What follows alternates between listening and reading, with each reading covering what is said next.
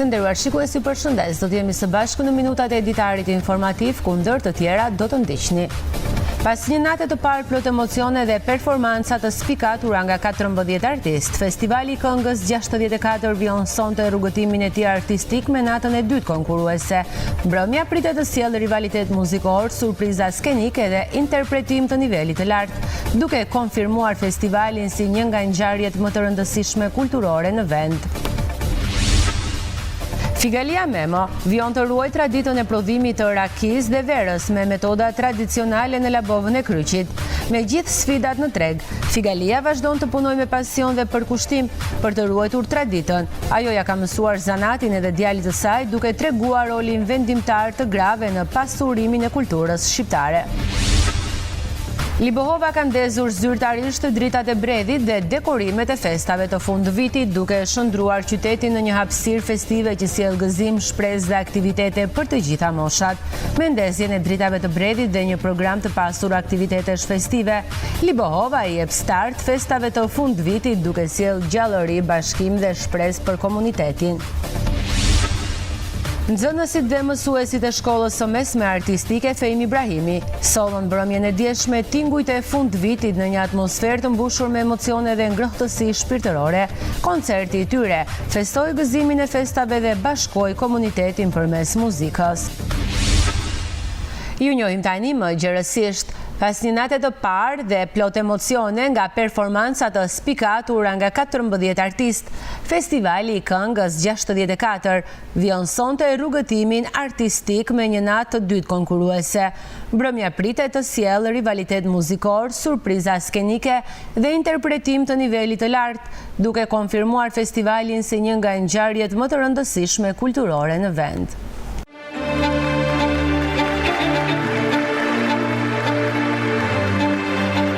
Nata e parë e festivalit të 64 të këngës në radio televizionin shqiptar ngriti si pari në pallatin e kongreseve, duke shënuar nisjen e një edicioni që vjen me risi dhe një format krejtësisht inovator, ku këngët u shoqëruan jo vetëm me performancë, por dhe me efekte speciale.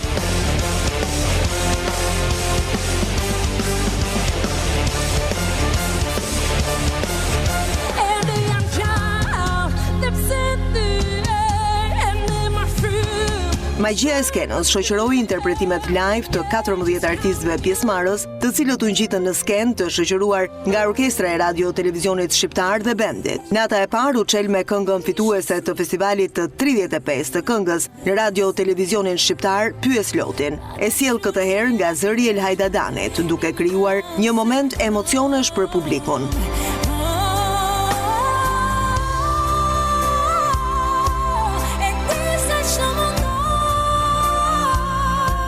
Dyshja e moderatorëve, Salsano Rapi dhe Arilena Ara, drejtuan mbrëmjen, ku Arilena përloti sallën me një monolog të ndjerë kushtuar nënës. Dua të flas për ty, mam. Kur je fëmijë, e më pas, dyshja erdhi me një performancë muzikore, duke kënduar një këngë të Parashjevi Simakut. Mos foli kush natë prus.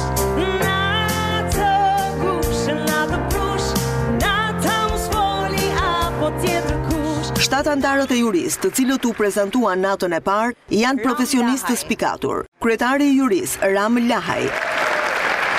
Antarët, Belinda Budini, Anila Basha, Valentin Veizaj, Zef Çoba, Bleona Qereti dhe Ulen Qezari do të zgjedhin këngën fituese të festit 64 që do të përfaqësojë Shqipërinë në Eurovision 2026. Publiku gjithashtu do të ketë një peshë të rëndësishme me votën, ku qytetarët nga Shqipëria mund të votojnë këngëtarin e preferuar me një SMS përmes Vodafone dhe One, ndërsa Kosova mund të votojë përmes IPCO dhe Vala. Të ftuarit special ndezën skenën e natës së parë. Artistja 9 vjeçare, Kroni Pula, përfaqësuese e Shqipërisë në Junior Eurovision 2025, u duartrokit për performancën e saj me këngën Fruta Perime.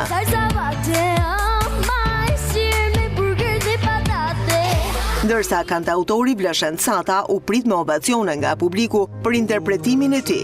Festivali i 64 i këngës në radio televizionin shqiptar vijon të përcjellë emocion dhe muzikën më të mirë shqiptare, duke premtuar të tjera surpriza në netët në vijim. Festi 64 transmetohet drejt për drejt në RTS 1, RTS Muzik, Radio Tirana 1 dhe në RTK 4 në Kosovë.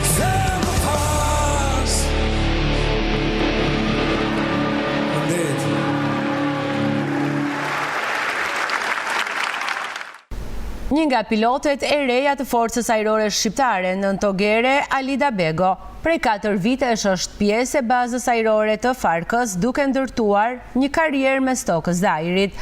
Historia e nëntogere Alida Begos është një shembull i përkushtimit dhe pasionit të brezit të ri në forcat e armatosura, që zgjedh të ndërtojë të ardhmen duke i shërbyer atë dheut. Nëntogere Alida Bego është një nga pilotet e reja të forcës ajrore angazhuar prej 4 vitesh në bazën ajrore të Farkës. Rrugtimi i saj profesional nisi pas përfundimit të kursit të përgatitjes së oficerit të ri, kur ju bashkua forcës ajrore në Rinas, aty ku lindi edhe pasioni për aviacionin. Në një video të publikuar në rrjetet sociale nga Ministri i Mbrojtjes Piro Vëngu, Bego rrëfen për dishmërinë e saj dhe sfidat e një profesioni që kërkojnë përkushtim dhe përgjegjësi të lartë. Bego tregon se si çdo profesion i mësuar për herë të parë, edhe pilotimi i helikopterit ka pasur vështirësitë e veta, veçanërisht në ambientimin me gabinën e instrumentave dhe manovrat e para të fluturimit. Nëntogere Alida Bego, jam prej 4 vitesh pjesë e forcave të armatosura të Republikës së Shqipërisë. Jeta ime fillon në orën 8 të mëngjesit me zhvillimin e kontrolleve teknike të helikopterit. Fundimi i kursit të përgatitjes së oficerit të ri, u bëra pjesë e forcës ajrore në Rinas dhe nga aty zbulova edhe dëshirën time për aviacionin, e cila mësoi edhe këtu ku jam sot. Diçka e re që mësohet për herë të parë ka pasur vështirësitë e veta në ambientimin me kabinën e instrumentave, si dhe me lëshimin e helikopterit, por rruga ime nuk përfundon këtu. Misioni im është i gjatë, por i bukur. Piloti e re thekson se dyert e forcës ajrore janë tërhapura për çdo që dëshiron të ndjekë të rrugë profesionale. Ndërkohë, Ministri i Mbrojtjes Piro Vëngu vlerëson forcën ajrore si një institucion që ofron të rinjve dhe të rejave të motivuar mundësinë për të shndruar ambicjet personale në shërbimin ndaj vendit. Figalia Memo vijon të ruaj traditën e prodhimit të rakisë dhe verës me metoda tradicionale në Labovën e Kryqit. Me gjithë sfidat në treg, Figalia vazhdon të punojë me pasion dhe përkushtim për të ruajtur traditën, ndërsa ja ka mësuar edhe djalit të saj zanatin, duke treguar rolin vendimtar të grave në pasurimin e kulturës shqiptare.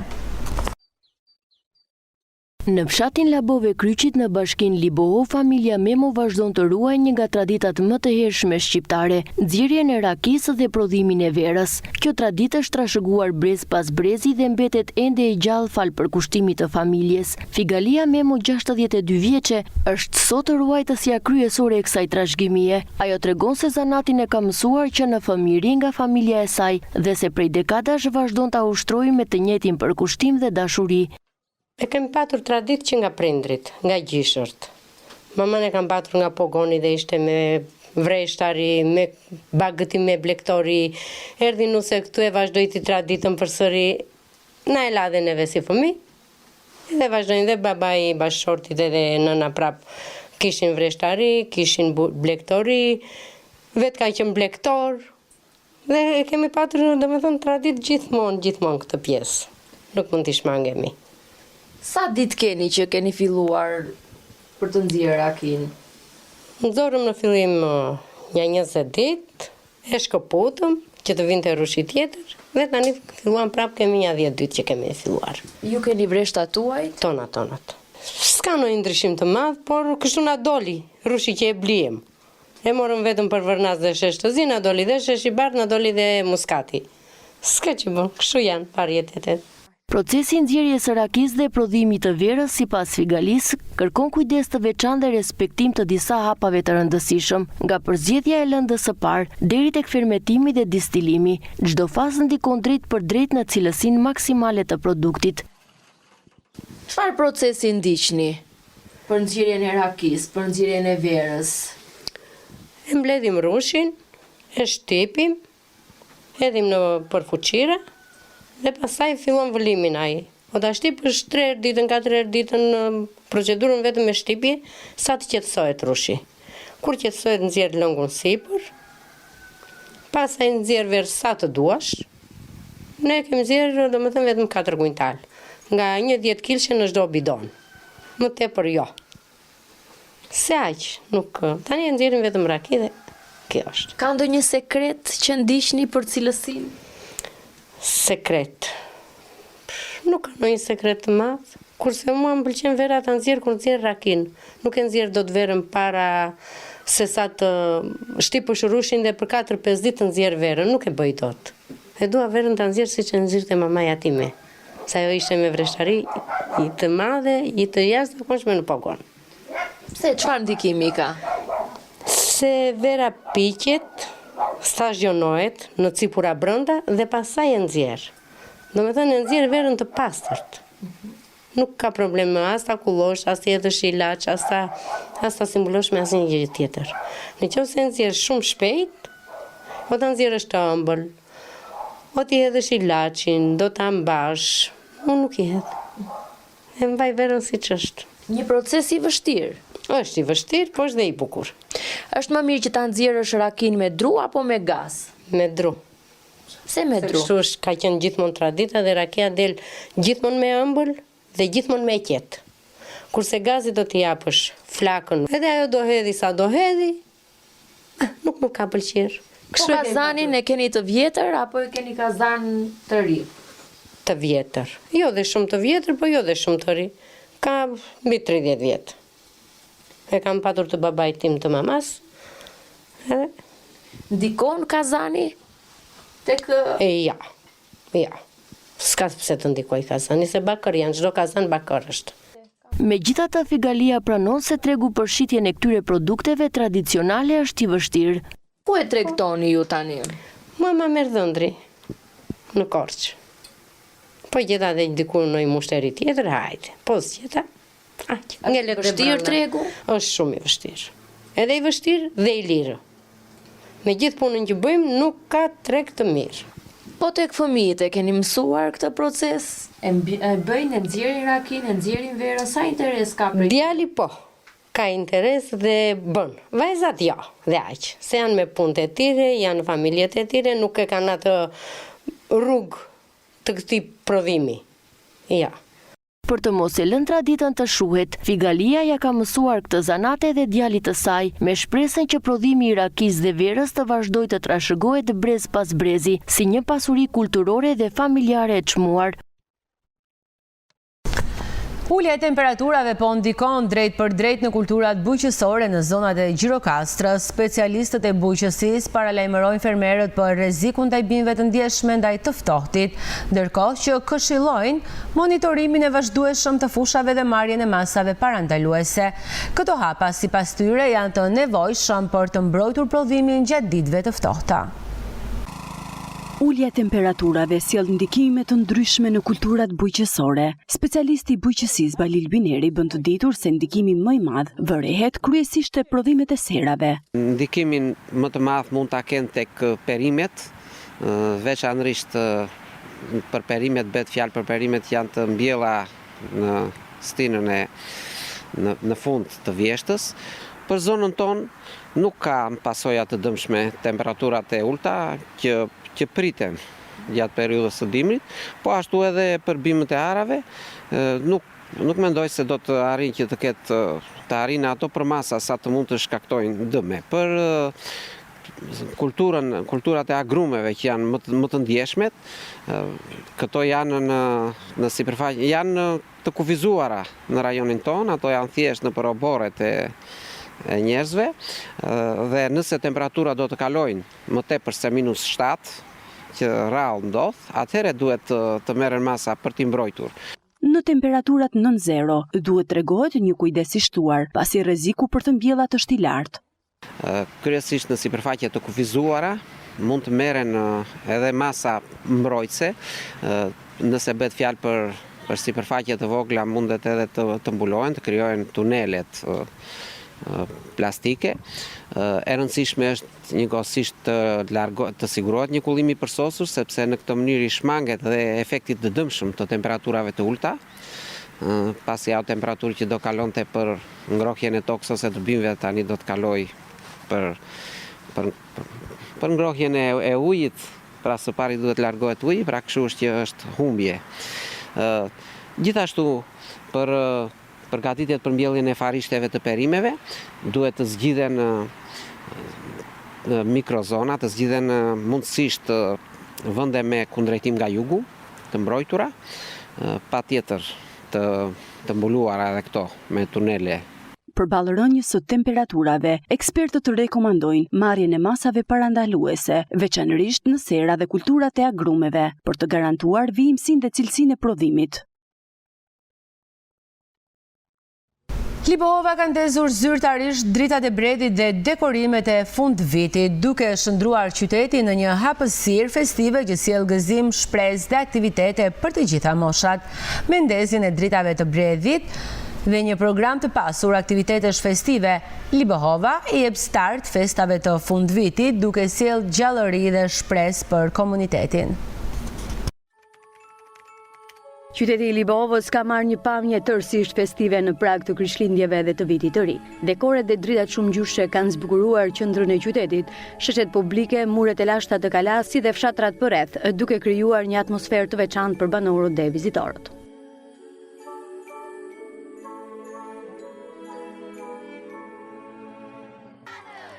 Ndezja e dritave të bredhit u shndrua në një moment simbolik për komunitetin, duke mbledhur qindra qytetarë në qendër të qytetit. Fëmijët më të gëzuarit e kësaj feste e përjetuan atmosferën me këngë, lojra dhe emocione të veçanta.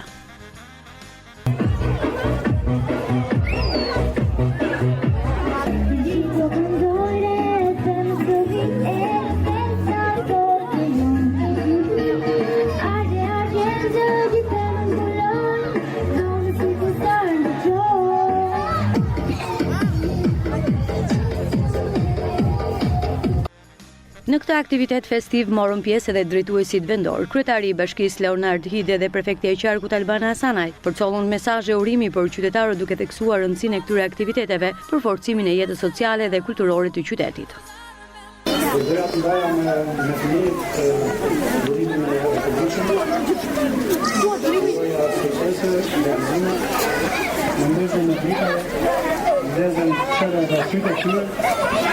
Unë do të uroja që të jemi nga vit, bashkë një tjetër, bashkë me familje tuaja, të vazhdoni njëri tjetër, vazhdoni dhe në të vitë. Urojmë në zemër që simbolika e kësaj peme, këtyre dritave të përcillet në çdo familje tuajën, duke ndezur dritën e dashurisë, të mirësisë, të paqes dhe të shëndetit. Nga zemra ju uroj gëzuar vitin e ri, mbarësi dhe shëndet për gjithë juve. Dhe punë më të mira për gjithë këta fëmijë që janë e ardhmja edhe e tashmja jonë. Gëzuar. Përveç ndezjes së dritave, Bashkia Libohov ka planifikuar një kalendar të gjerë aktivitetesh festive dhe kulturore që do të zhvillohen gjatë gjithë muajit dhjetor. Koncerte, aktivitete për fëmijë, panajire artizanale dhe mbrëmje kulturore do të jenë pjesë e programit të festave. Dekorimi i qytetit dhe organizimi i këtyre aktiviteteve synojnë jo vetëm të krijojnë një atmosferë festive për banorët, por edhe të tërheqin vizitorë nga zona përreth, duke kthyer Libohovën në një pikë referimi për festat e fundvitit.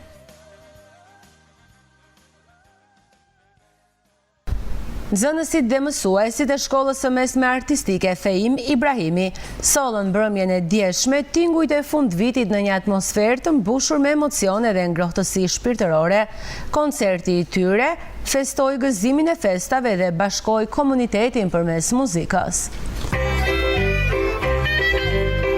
Atmosfera e festave të Krishtlindjeve dhe Vitit të Ri ka gjallëruar qytetin e Gjirokastrës. Në skenën artistike në zonën muzeale, çdo mbrëmje performojnë artistë dhe grupe të njohura muzikor si dhe nxënësit e shkollave të qytetit.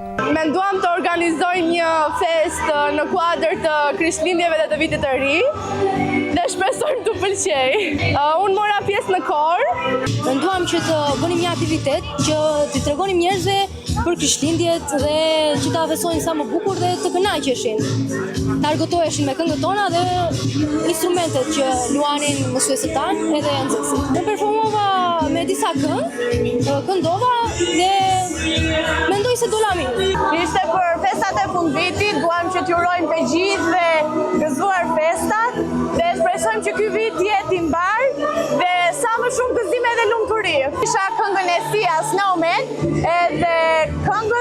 Future Husband. Kjo ishte këngë për të mbyllur pak, ishte pak për entuziazëm, pak për qef, po që ishte diçka e këndshme dhe shpresoj të jenë kënaqur njerëzit, ndërsa ne jemi kënaqur. Mersi shumë. Ndërsa mësuesja Semine Sulozeqi shprehet se nxënësit e kishin marrë me tepër pasion performancën që do të bënin këtu dhe kanë bërë një punë tepër të mirë përgatitore. Qëllimi i këtij aktiviteti ishte për të mbajtur sa më gjallë domethënë atmosferën e festave për këtë fundvit. Ishte shumë kënaqësi për neve si shkollë që morëm një ftesë nga Bashkia Gjirokastër për të performuar punën tonë si mësues, por dhe punën e nxënësve.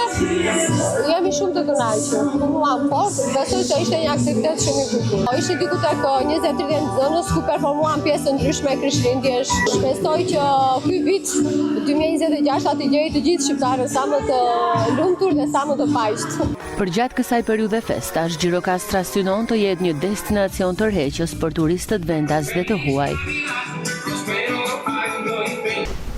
Saranda po jeton mbrëmje festive të veçanta në prag të festave të fundvitit. Për herë të parë, qielli mbi qytet u kthye në një skenë spektakli ku 150 drone realizuan një shfaqje dritash me mesazhe urimi për vitin e ri. Me një shfaqje unike dritash në qiell, Saranda i paraprim festave të fundvitit duke sjellë fest, gjallëri dhe promovim turistik edhe në sezonin dimëror. Atmosfera festive ka pushtuar Sarandën, koncertet në shesh, fshati krishtlindjeve dhe aktivitetet argëtuese kanë sjellë një rritje të ndjeshme të frekuentimit në shëtitorin e qytetit, duke gjallëruar jetën urbane dhe gjatë orëve të mbrëmjes.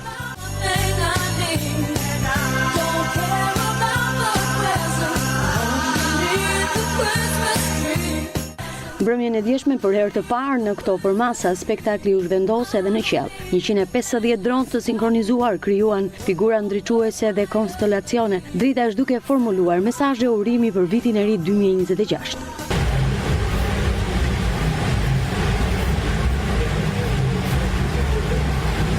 Shfaqja ajrore zgjati rreth një orë dhe u ndoq nga qindra e qytetarë, turistë dhe vizitorë, të cilët u mblodhun përgjatë shëtitores për të ndjekur nga afër lojën e dritave mbi qytet. Spektakli dronëve u kthye në një nga momentet më të veçanta të këtij fundviti, duke pasuruar atmosferën festive dhe duke krijuar emocione për të pranishmit. Ky aktivitet konfirmon edhe një herë se Saranda si destinacion turistik tërheqës jo vetëm gjatë sezonit veror, por edhe në muajt e dimrit duke ofruar evente dhe eksperienca të reja për vizitorët. Shfaqja pa gravitet do të vijë këtë të premte në teatrin Zihni Sako në Gjirokastër dhe do të ofrojë emocione të thella dhe reflektime mbi realitetin. Sipas regjisorëve, publiku do të përjetojë ndjenja të sinqerta dhe mesazhe që mbeten në mendje. Premiera e kësaj shfaqjeje e bën fundjavën kulturore në qytetin e Gurt një ngjarje që nuk duhet humbur. Kudret Alikaj së bashku me mitë e teatrit këtë fundviti vijnë të ardashë Gjirokastrit me shfaqjen artistike pa gravitet. Si autori kësaj shfaqje, ndërtuar mbi poezinë, Alikaj fton publikun ta ndjek për emocione dhe mesazhe që nuk duhen humbur kurrë. Është një shfaqje që sjell përjetime të thella, ndjenja të sinqerta dhe reflektime mbi realitetin, prehet Alikaj. Miqtë e teatrit dhe të poezisë së bashku me mua, me një rrjet që funksionon prej 5 vjetësh, vim në këtë fund viti para publikut Gjirokastrit me një shfaqje pa gravitet. Një shfaqje që i ka të gjitha, emocionet e thella, dëshirën e njeriut për të luftuar dhe për të jetuar më mirë, ka poezi lirike, erotikën dhe mbi të gjitha ka edhe humorin. Shfaqja është ndërtuar mbi teatrin e poezisë. Pra është një teatr poetik, po jo siç ndodh që njerëzit vinë dhe kalojnë nga një poezi. Është një vepër artistike e ndërtuar mbi poezinë. Dhe me këtë rast falenderoj edhe të gjithë grupin e artistëve amator që marrin pjesë në këtë shfaqje, të cilët nuk janë pak, po janë mbi 12 personazhe, të cilët kanë individualitetin e tyre në këtë shfaqje. Shfaqja do të jepet ditën e premte, ora 6, këtu në teatrin Zihni Sako. I ftoj të gjithë spektatorët që të jenë pjesë e kësaj shfaqje sepse është një gjë shumë e bukur. Pjesë e kësaj shfaqje të veçantë do të jetë edhe këngëtarja Semine Sulozeqi. Të nderuar shikues, ishit në minutat e editarit informativ, ishte gjithçka e përgatitur për ju nga gazetarët tanë, shikim të këndshëm të programeve në vazhdim, bashkë miru takofshim.